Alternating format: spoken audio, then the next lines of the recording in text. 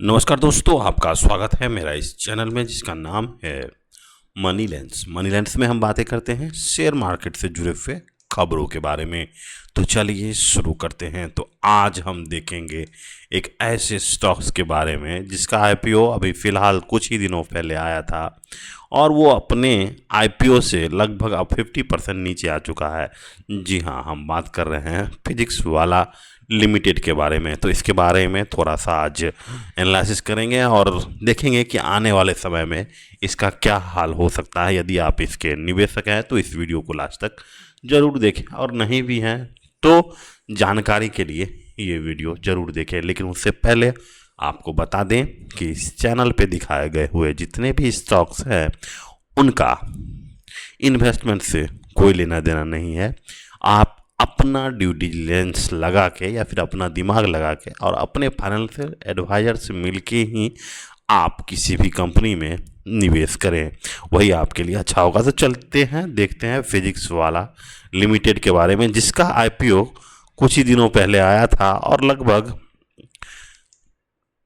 106 के आसपास इसका आईपीओ आया था। यहाँ पे देखिए 106 के आसपास 108 के आसपास आईपीओ रिलीज हुआ था और लगभग 33% प्रीमियम, यानी इसे समझिए कि 140 के आसपास लिस्ट हुआ है। 33% ऊपर जाने के बाद और वहाँ से आप देखिए लगभग 160 तक गया और उसके बाद लगातार नीचे की तरफ जो सफ़र जो है वो जारी रहा और यहाँ पे देखिए 140 से 150 के आसपास, और वहाँ से आज देखिए लगभग 50% नीचे गिर चुका है।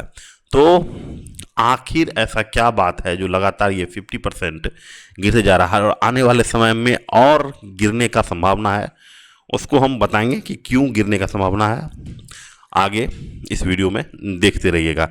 तो देखिए, सबसे पहली कारण तो यही है कि एडटेक का जो माहौल है फ़िलहाल हमारे देश में काफ़ी बुरा है। जैसे कि आप देखे होंगे कि बायजूस का जो हाल हुआ वो बैंकरप्ट हो गया, तो एक वो बायजूस हो गया। अन अकेडमी भी देखिए अच्छा नहीं कर रहा है और लगभग वो अब बंद होने के कगार पे है। तो एडटेक जो है काफ़ी ज़्यादा इन्वेस्टमेंट खोजता है। जब तक इसमें आप इन्वेस्टमेंट करते रहेंगे तब तक आप जिंदा रहेंगे, और जैसे ही प्राइवेट फंड बंद हुआ, यानी कि इन्वेस्टर का रुपीज़ आना बंद हुआ, तो ये सब कंपनियों में धीरे धीरे क्या हो जाता है, ताला लगना शुरू हो जाता है। सबसे बड़ा दिक्कत ये है कि पहली बात तो ये है कि सीजनैलिटी वाला बिजनेस है। आप मार्च से लेके अगस्त सितंबर तक, यानी सिर्फ 2 क्वार्टर में ही आप जितना रिवेन्यू कर सकते हैं, वही जो स्टूडेंट है वही आपको लास्ट तक, यानी दिसंबर जनवरी फरवरी तक वही टिकता है। तो मेन रेवेन्यू आपका Q1 जो है उसमें आता है और Q2 में आता है।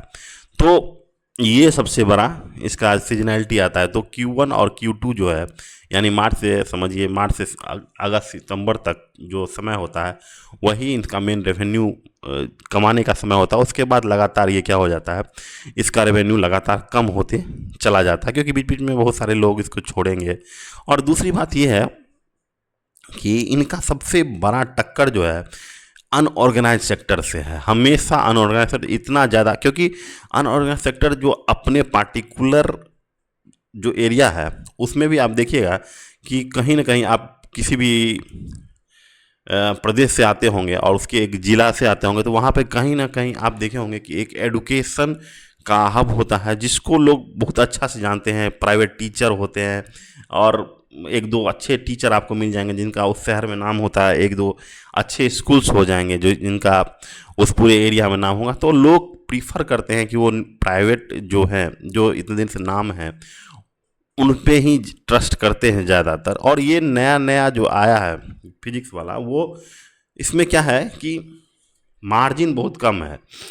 आप 3500-2000 के आसपास जो वो खरीदते हैं टेस्ट सीरीज, या फिर टेस्ट सीरीज खरीदते हैं या सब्सक्रिप्शन खरीदते हैं, तो उसमें मार्जिन बहुत कम ही होता है। जैसा कि आप यहाँ पे देखिए, हर साल अगर देखिए मार्जिन देखिए, यहाँ पे देखिए 3% वो भी देखिए 7% का मार्जिन है। तो एक्चुअली में मार्जिन ये कुछ है ही नहीं। इतना बड़ा वॉल्यूम में 7%, 2%, 3% के आसपास जो मार्जिन आ रहा है वो काफ़ी ज़्यादा डिमोटिवेट करने वाला होता है ऐसे कंपनियों में। और ये सब जो कारण, एक और कारण आपको बताते हैं कि अभी फिलहाल जो है 50% गिर चुका है और आने वाले समय में और ज़्यादा गिरने का संभावना है। क्यों क्यों ऐसा हम बोल रहे हैं? क्योंकि देखिए एफ आई अभी 12% पे हैं, डी आई जो है 12% पे हैं, ठीक है। तो ये एफ आई और डी आई जिस तरह से मार्केट में फिक्स वाला का शेयर लगातार नीचे गिर रहा है, और ये लोग भी अब धीरे धीरे हाथ पीछे करेंगे क्योंकि 6 महीना के आसपास इन लोग का लॉक इन पीरियड होता है। यानी एफ आई डी आई में जितने लोग भी निवेशक होंगे, जैसे यहाँ पे देखिए एफ आई में निवेशक होंगे, जैसे हॉर्नबिल कैपिटल प्राइवेट लिमिटेड जो पार्टनर लिमिटेड जो है ये 4% लिए हैं, जेएसबी वेंचर जो भी है, लाइट स्पीड अपॉर्चुनिटी, ये सब क्या है 6 महीने के बाद यह है अपना शेयर वो क्या कर मार्केट में बेचेंगे। और इतनी बड़ी मात्रा में अगर बेचेंगे तो यहाँ से और भी नीचे गिरने की संभावना है, और ऐसा एक्सपेक्ट किया जाता है कि और नीचे गिरे क्योंकि प्राइवेट इक्विटी जैसे ही ये बेचेगा उसको कौन खरीदेगा? देखिए प्रमोटर्स तो खरीदने से रहा, तो कहीं ना कहीं ये जो अभी 2% है पब्लिक का वो बढ़ के 20 से 22% के आसपास पब्लिक का होने की संभावना है। तो इतने बड़े अमाउंट में अगर बेचेंगे, देखिए अगर इसका कंपनी का स्टॉक अच्छा कर रहा होता तो ये सब F I I D I कभी निकलते ही नहीं, और निकलते तो ऊपर के दामों पर निकलते जो कि अच्छा होता। लेकिन अब ये नीचे के दामों में जैसे तैसे करके निकलेंगे और स्टॉक को और नीचे कर देंगे। जो अभी जब आईपीओ आया था तो लगभग 40,000 करोड़ का मार्केट कैप था और लगभग इसका 50% मार्केट कैप जो है उड़ गया, समझिए एक तरह से।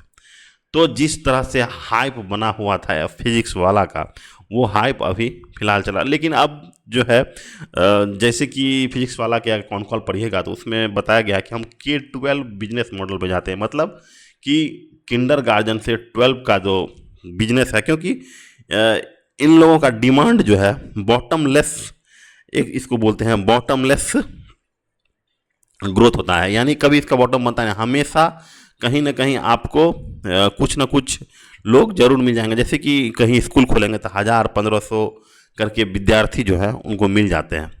तो ये अब जो है इस मॉडल पे शिफ्ट कर रहे हैं, टेस्ट प्रिपरेशन वाले मॉडल से थोड़ा सा अब निकलना चाह रहे हैं और ये जाना चाहते हैं K-12 वाले बिजनेस मॉडल में, जहाँ पे इनका प्रॉफिट मार्जिन 20 से 40% है। वो देखा जाता है कि वो किस तरह के बिजनेस में है। यानी मान लीजिए एसेट लाइट इसको बिजनेस में, यदि मान लीजिए कि खुद स्कूल खरीद के अगर पढ़ाना शुरू करते हैं तो उसमें समझिए 20% का मार्जिन है। और क्या करते हैं कि मान लीजिए कहीं स्कूल है तो उनको क्या करते हैं, वो एक्वायर कर लेते हैं, स्कूल को एक्वायर करके वहाँ पे अपना सारा मटेरियल्स और अपना सारा इक्विपमेंट वहाँ डालते हैं और वहाँ के जो लोकल टीचर हैं उसको रिक्रूट करते हैं और एक ब्रांड जो है फिजिक्स वाला का उस पर लगाते हैं। और उसके बाद वो काफ़ी ज़्यादा एसेट लाइट मॉडल इसको बोलते हैं, ज़्यादा पैसा नहीं लगता है लेकिन स्कूल का स्कूल हो जाता है। इसको ब्राउनफील्ड एक्सपेंशन भी बोलिए, जैसे कि इसके कॉन कॉल में ये बोला गया कि ब्राउनफील्ड एक्सपेंशन करेंगे तो उसमें आपको 40% तक के भी मार्जिन मिलते हैं।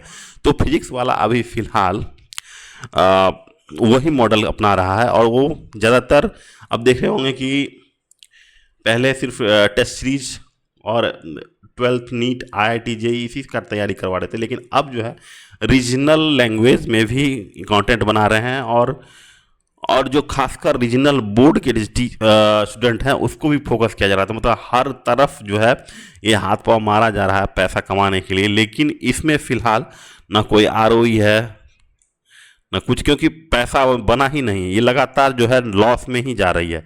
तो ये जो लगातार लॉस में जा रही है कंपनियां, ये इसको देख के पहले ही निवेशक का पसीना छूट चुका है और लगभग 50% ऊपर से नीचे गिर चुका। और दूसरी बात यह है कि एक कंपनी के कॉन कॉल में एक कंपनी का नाम बताया गया था, वो है न्यू ओरिएंट। यहाँ पे देखिए जो चाइना की सेम कंपनी जो है, जो सेम बिजनेस चाइना में करती है, क्योंकि वहाँ पर जिस तरह से IIT JEE है वहाँ पे गाओकाओ नाम का जो यूनिवर्सिटी एग्ज़ाम है वो काफ़ी ज़्यादा पॉपुलर है। तो यदि अगर इसका पिछले 5 सालों का रिकॉर्ड देखिएगा या फिर 10 सालों का भी देख लीजिएगा तो इसमें देखिए कि पैसा मतलब जहाँ पे स्टॉक्स लिस्ट हुआ था उसी के आसपास ये स्टॉक चल रहा है। तो एक्चुअली में जो न्यू ओरिएंटल एजुकेशन सिस्टम है, यहाँ पे देखिए खुलेगा तो हम बताते हैं, हम देखे थे इसका, तो चार्ट लोडिंग हो रहा है। तो पिछले इसमें 5 से 10 साल में देखिएगा कि चार्ट वहीं का वहीं है, मतलब थोड़ा नीचे जाता है, फिर ऊपर जाता है, फिर नीचे जाता है, ऊपर जाता है।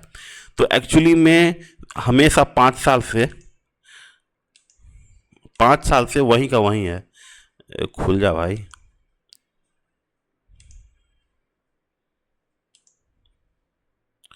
तो इसको हम देखें, देख लिए यहाँ पे। हाँ, यहाँ पे देखिए पिछले 5 सालों से, अभी 5 साल का नहीं दिख रहा है, 1 साल का दिखा रहा है। यहाँ पे देखिए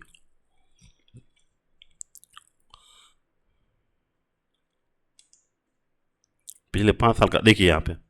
अब यहाँ पे देखिए ये भी कंपनी चाइना में पिछले 5 साल का देखिएगा तो लगभग 126 पे शुरू हुआ था और आज लगभग क्या हो गया है, 50% डाउन हो जाएगा और 42 के आसपास, 42 हांगकांग रुपीज़, हांगकांग का जो भी करेंसी होगा उसमें 45 पे चला गया है। तो लगभग आप देखिए एक चीज़ समझिए, कहीं भी निवेश करना होता है, अगर आप समझते हैं कि ये हमारी टॉप कंपनियां हैं तो कहीं ना कहीं ये बिजनेस स्टार्ट हो चुका होता है और वो जैसा प्रदर्शन कर रहा है वैसा ही प्रदर्शन आपका भी स्टॉक करेगा।